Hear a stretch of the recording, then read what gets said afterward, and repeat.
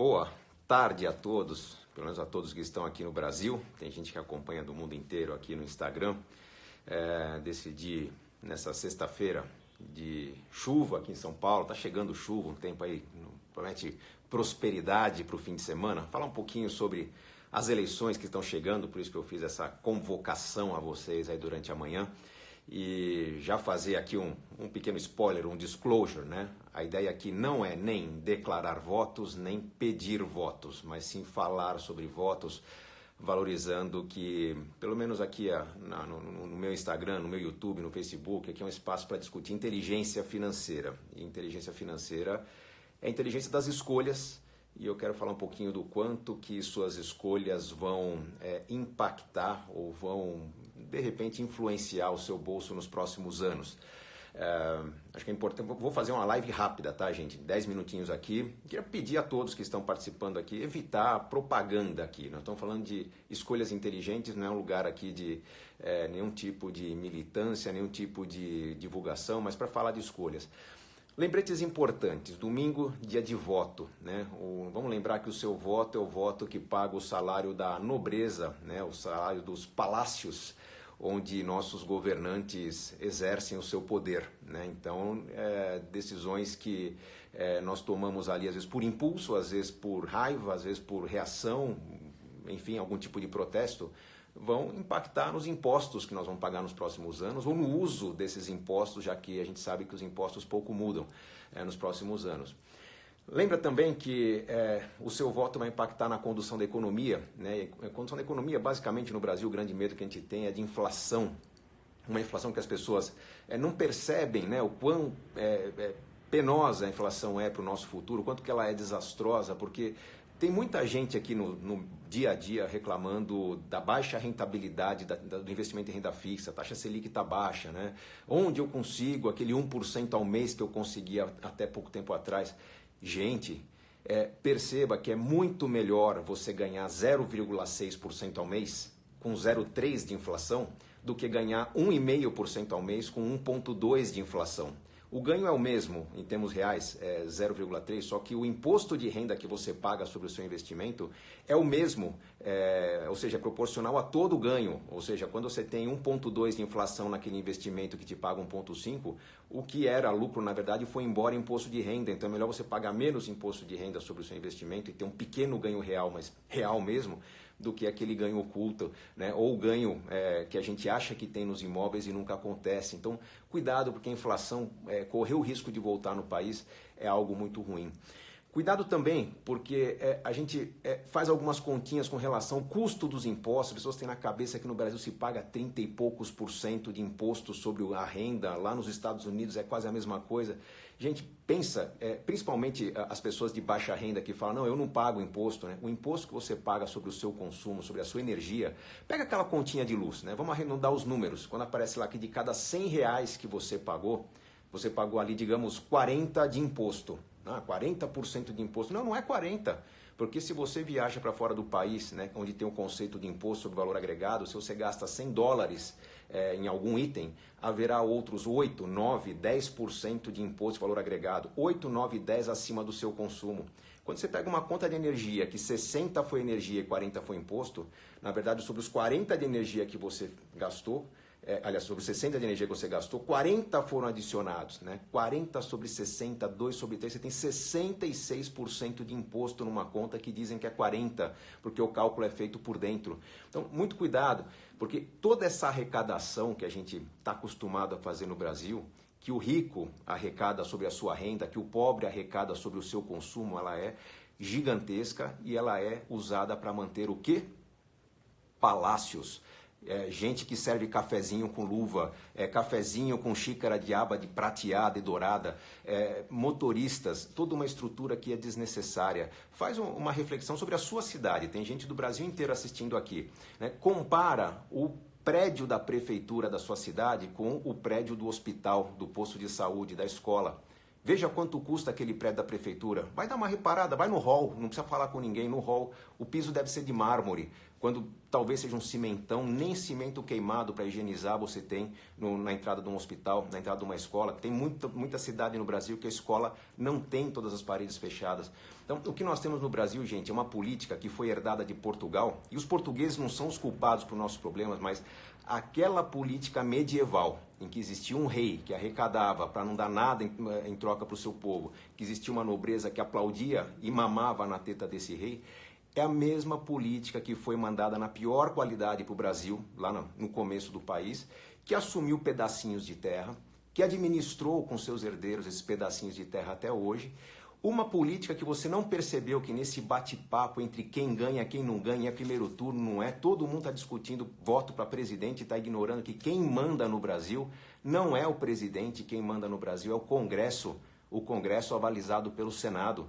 Então a gente está sendo distraído com uma chupetinha, estamos sendo manipulados com uma guerra entre quem fica e quem não fica, sendo que quem estará no poder, não importa se A, se B, se C, será um fantoche do Congresso. Nada se aprova no Brasil sem passar pelo Congresso. Então você que está há 3, 4 meses, talvez até mais tempo, discutindo nas redes sociais, perdendo amigos, né? Colocando tudo quanto é post, memes, fake news, para convencer seu amigo a votar no presidente que você quer votar também, talvez você esteja ignorando que quem está liderando as pesquisas na maioria dos estados, para o Senado, para o Congresso, para voto para deputado, são os mesmos caras, ou os filhos dos mesmos caras que mamam nas tetas do rei desde o começo do Brasil. Você não deve ter definido seu voto para senador, para deputado ainda? Dá uma olhada. Se você quer renovação no seu país, você quer tirar algum partido do poder, se você quer que alguma coisa mude, dá uma olhada no seu voto. Veja o que o seu estado está elegendo para senador. Lembra que as bobagens que serão feitas no Congresso serão referendadas pelo Senado. As pessoas ficam nessa briga, nessa noia, nesse teatro, nesse circo que é a corrida para presidente, não cuidam do seu voto secundário, vão chegar lá no sábado à noite ou na manhã de domingo para votar, vão procurar uma lista de nomes e vão votar em quem? Ah, esse eu conheço, esse eu já ouvi falar, esse, de alguma maneira, eu tenho alguma referência. É assim que os antigos nomes continuam no poder. Então, é lógico que o voto para presidente é importante, é lógico que o voto na escolha do seu partido é importante, mas escolhe com muito carinho os 2 senadores que você tem para votar, em primeiro lugar. Escolhe com muito carinho os deputados que você tem para votar. O governador do seu estado, obviamente, mas assim, quem são as pessoas que vão discutir as leis, se muda, se não muda a Constituição, se aprova, se não aprova a medida provisória, se valida, se não valida algum tipo de situação polêmica, porque toda essa estrutura que é nababesca, que é desnecessária, essa duplicidade de estruturas públicas, não fala duplicidade, né? É uma referência. Imagina, nós temos instituições públicas, tem gente que é contra a privatização. Eu não sou contra o país abrir mão da soberania, né? O petróleo é nosso, os minérios são nossos, a infraestrutura criada por governos é nossa, mas governo é, por natureza, ineficiente, porque ele não é conduzido por administradores, ele é conduzido por políticos. Então, quanto menos interferência política eu tiver na gestão de uma rodovia, de um porto, de um banco, de um serviço social, melhor. É importante ter um Estado mais eficiente que não venda suas estruturas, mas que talvez faça concessões. Eu me pergunto o tempo todo, por que 2 bancos públicos? Há necessidade de ter um banco que privilegie o agronegócio, um banco que privilegie o financiamento imobiliário? Não há, é apenas cabide de emprego. Você, servidor público, está com medo de perder seu emprego? Talvez seja uma das melhores coisas do mundo o servidor público experimentar o que é trabalhar para a iniciativa privada, em que você é premiado pelo seu mérito, pela sua competência.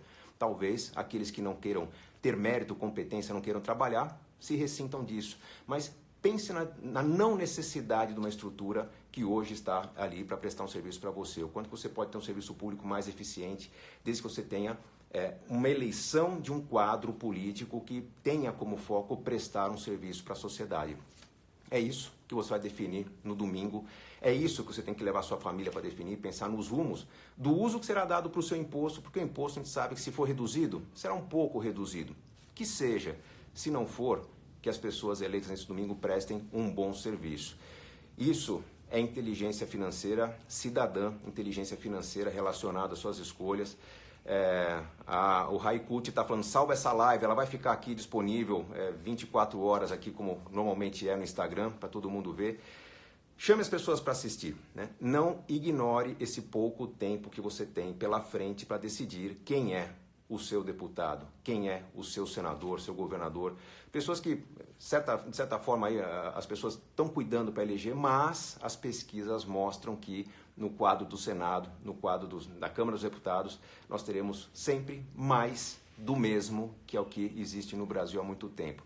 São essas pessoas que elegeram os fantoches nos últimos anos. Alguns foram depostos, né, sofreram impeachment e tal, mas se o Brasil está na situação que está, não foi o presidente que provocou isso, né? Foi quem conduziu a economia. É isso que nós temos que, multiplicar para as pessoas boas escolhas para votar melhor. Quem está perguntando como compartilhar aqui, gente, o que eu sei que vai ficar 24 horas, peço para as pessoas entrarem aqui no meu Instagram, me seguirem, a live vai estar aí disponível até amanhã nesse horário.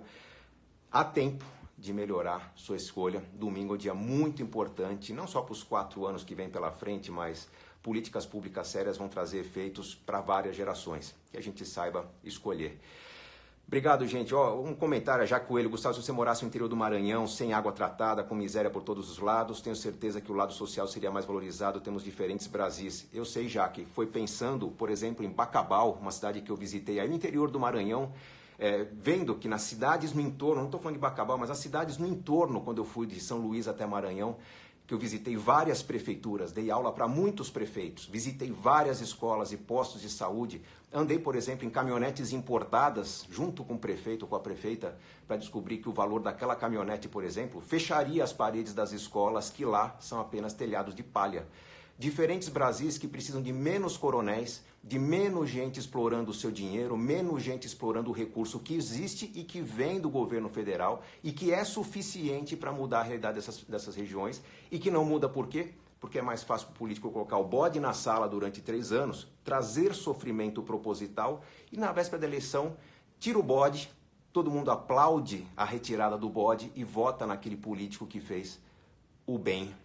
É assim que as pessoas estão votando, é assim que funciona o curral eleitoral no Brasil. A gente consegue mudar. As redes sociais estão aí para multiplicar conhecimento, inteligência e boas educações. E os diferentes Brasis têm muito para crescer se as pessoas votarem melhor. Sucesso a todos, sucesso no voto no domingo. Obrigado, gente. Obrigado por participarem.